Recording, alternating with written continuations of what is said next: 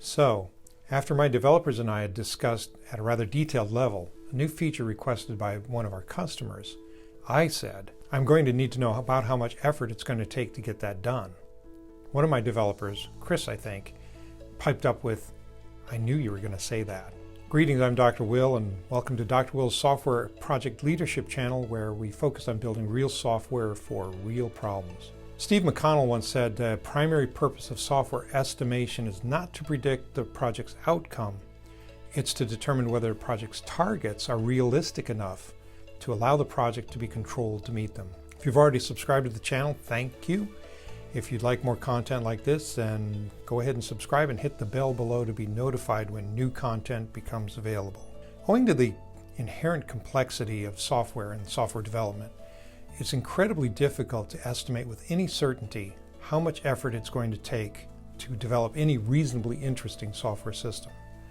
Effort, by the way, equals work, which in physics is force through distance, but in software is ideas through time. Ideas come from, people, developers mostly. But anyway, why estimate? Mostly because any kind of management is going to need the estimate for planning and budgeting purposes, including the all-important go or no-go decision.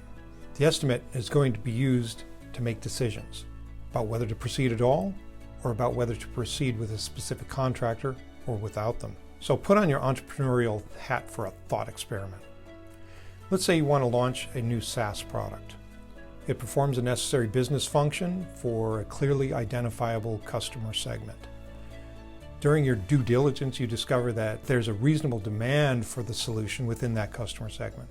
You still have some uncertainty about price point, but relatively certain that you can average $200 per month per subscription, even among early adopters. Because you're not a developer yourself, you decide to contract the development rather than hire an IT staff. Good choice. Finally, you're not wealthy, but you have some assets.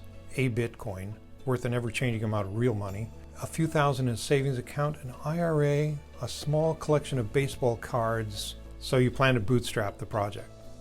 Now, before you start, what do you need to know? Given your collection of assets is small, and you might not be the kind of person willing to risk everything on one throw of the entrepreneurial dice.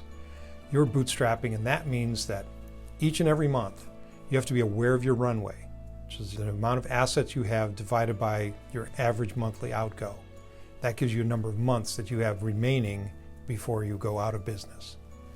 If you don't want to start paying developers until you have some paying early adopters, proving that the concept is legit, then you need to get the subscribers to pay you before they can use the product. If not enough people sign up, then you refund them like on Kickstarter and say, sorry, nobody but you wants this. If enough people do sign up though, you launch that MVP development effort.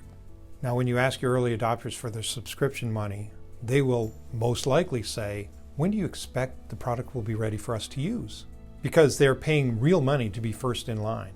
Before you know that you will proceed, what do you tell your early adopters? Well, congratulations, you've just made your first software project estimate. Now, what did you base that on? Perhaps you guessed the maximum number that wouldn't drive them away and used that. Perhaps you talked with somebody you know that develops software and outlined what you were going to do and asked them, so what do you think it would take to build that? Anyway, once you have enough subscribers to launch the development process, you start hiring contractors, and what do you ask them? How long will it take to develop this? You may have asked them how long it would take them to build a product like this before you hired them, and then expect to hold them to that estimate as a quotation. Bottom line, you need to have a reasonable expectation that you can succeed. That's why you were pre-selling. And that means you need to have a reliable-ish estimate of how much it will cost and how long it will take to create the MVP that satisfies enough of the basic need for the business solution to keep the early adopters happy. You need to know how long it will take to set your prospects' expectations and, given your burn rate, how much it will cost to develop. So your first feasibility assessment of the project is going to be purely economic and based more on assumptions than facts. You're trying to see if you can stay ahead of the power curve. If you can, you'll live to face your next crisis. If you can't, then the whole thing augers into the ground Being an entrepreneur, you climb up out of the hole, dust yourself off, and poorer but wiser, seek your next opportunity. This channel is dedicated to helping software projects succeed, not just in the short term, but in the long. So if you'd like more content like this, then subscribe, hit the bell below to be notified when more content is available. Also, if you have any questions, comments, concerns, issues, complaints, put them in a comment below and I'll be happy to entertain them later. That's it for me, for you for now. Hope you have a great day and a great week ahead. You be careful out there. I'll be seeing you. Bye.